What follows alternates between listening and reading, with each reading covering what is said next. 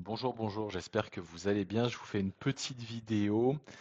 Euh, j'ai envie de parler là tout de suite de pourquoi les perceptions subtiles sont intéressantes euh, pour simplement nous aider à cheminer dans notre vie, c'est-à-dire à l'inverse, pourquoi notre mental, si on ne passe uniquement par là pour cheminer dans sa vie, pourquoi le mental est réducteur.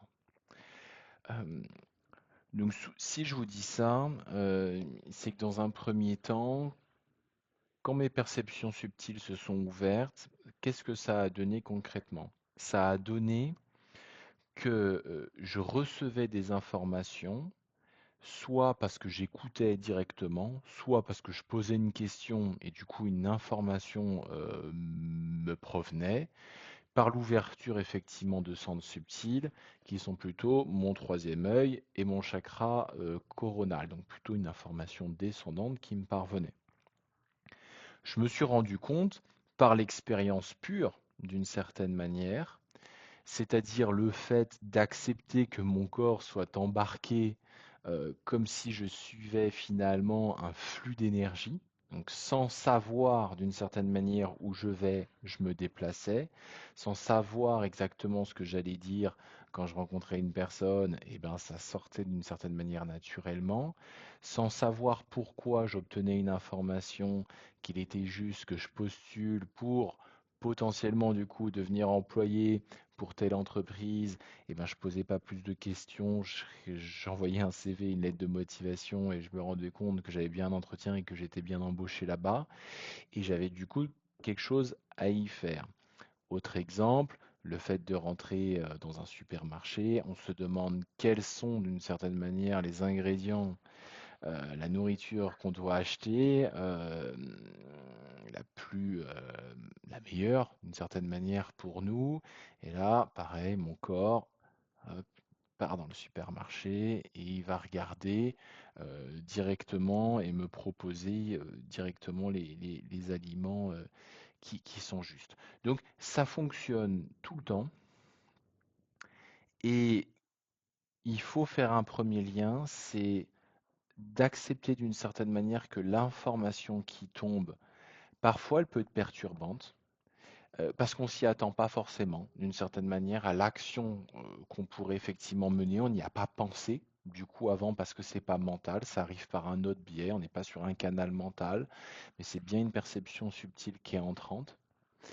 Donc, ça peut être aussi un peu perturbant, et derrière, bien sûr, il faut la mettre en adéquation dans notre vie, c'est-à-dire qu'une fois qu'on a cette information, il faut qu'elle ait sa prise dans la matière, c'est-à-dire bah, qu'on passe à l'action, c'est-à-dire qu'on réalise l'action en conséquence. Euh, Pourquoi, d'une certaine manière, passer par ces informations provenant du subtil, pourquoi c'est plus intéressant, d'une certaine manière? Pourquoi fonctionner ainsi, c'est-à-dire versus le fait de fonctionner classiquement à travers notre mental, notre boîte crânienne? Euh, alors, les perceptions subtiles, du coup, vont chercher des potentialités qui sont vues à un certain niveau de notre être, et c'est ce niveau de l'être qui est connecté est bien plus puissant et omniscient que notre mental. Du coup, comme il a connaissance de l'univers ou du monde entier, il a connaissance du cheminement le plus approprié pour nous en termes de jouissance et de réalisation, autant je trouve l'écouter. On a affaire à quelque chose qui est extrêmement puissant, un outil certes oublié, mais un outil de cheminement qui est d'une justesse incommensurable. En comparaison, le mental est extrêmement réducteur. Le mental, si on est d'accord que d'agir dans notre vie à travers un fonctionnement rationnel, cartésien, que d'une certaine manière, un plus un fasse bien 2, que du point A on aille au point B, mais que du point A on puisse pas aller directement, je dis n'importe quoi, à la lettre J, et ben c'est ce qu'on va produire, c'est-à-dire une réduction de notre possibilité de réalisation. voire même, je dirais, le fait de, à travers nos expériences passées, produire notre futur. Ce qui fait qu'on s'emmène un peu dans un train linéaire qui fait peu ou pas vœu de réalisation pour nous, alors que par l'incarnation humaine qui est la nôtre, ce qui est intéressant d'une certaine manière, c'est d'engranger, que ce soit dans le physique ou du subtil, du vécu. Et dans ce vécu, il doit y avoir une part de nouveau qui nous permettent d'une certaine manière de s'ouvrir à nous, d'ouvrir de nouvelles parts de nous-mêmes, donc de nous réaliser en tant qu'être humain.